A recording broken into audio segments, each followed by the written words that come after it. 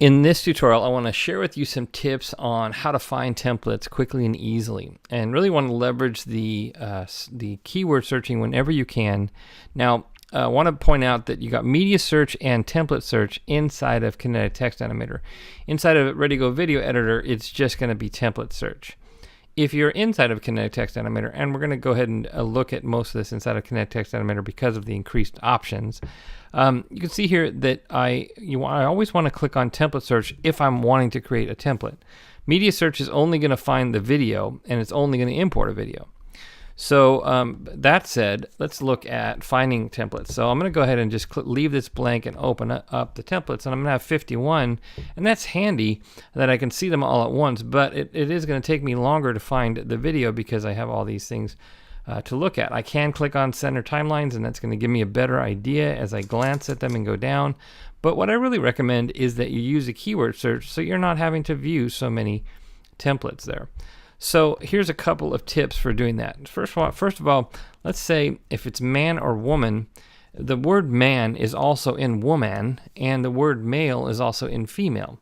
So we were careful to go ahead and include things like lady if you're looking for woman instead, or guy if you're looking for a man. So that'll help you locate just male or female instead of, you can still search for man and woman, but this is going to help you hone in on just male or just female.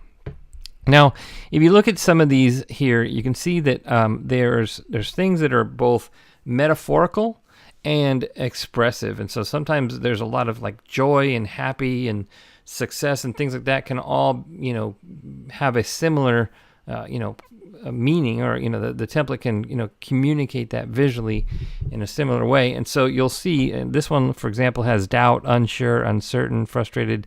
That has a series of different ones.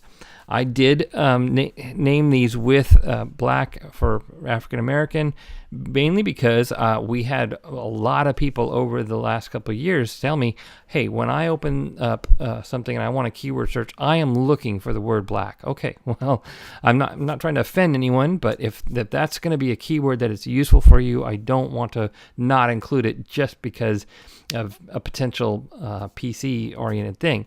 I didn't include white, and so because people didn't tell me that that's what they searched for. So that's just how it is. And so I mainly want you just to be able to find content, right? So I also have Afro because a lot of people told me that they search for that. Well, then that's great. Go ahead and use that. But most of the keywords I also wanted to point out have you really don't have to spell them all out. So for example, when I'm looking for frustrated, I really don't need to type out the word frustrated. I don't. Sometimes if the longer it is, the more likely it is I'm going to misspell it.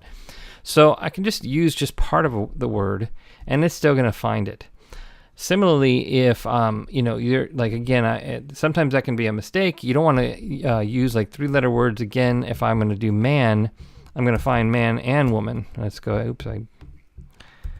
Let's take that off. And I'm going to find man and woman here. And so sometimes it's going to pick up more than I really wanted to.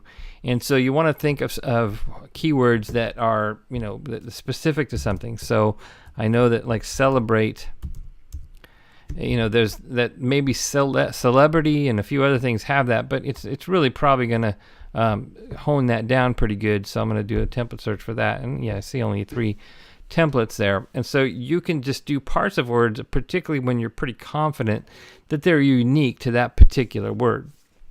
So that's something I whenever I can, I'm trying to do 4 and 5 letter keyword searches just because it's a little bit faster, and I just think in terms of I think of the word, and then I think of some of the unique letters in the word, and go just kind of as long as I have to in spelling out the word so if I felt like I needed to go instead of celebrity, celebrate, so there, then I know I wouldn't be getting celebrity in that particular one, and I could do a search for that and still get celebrate.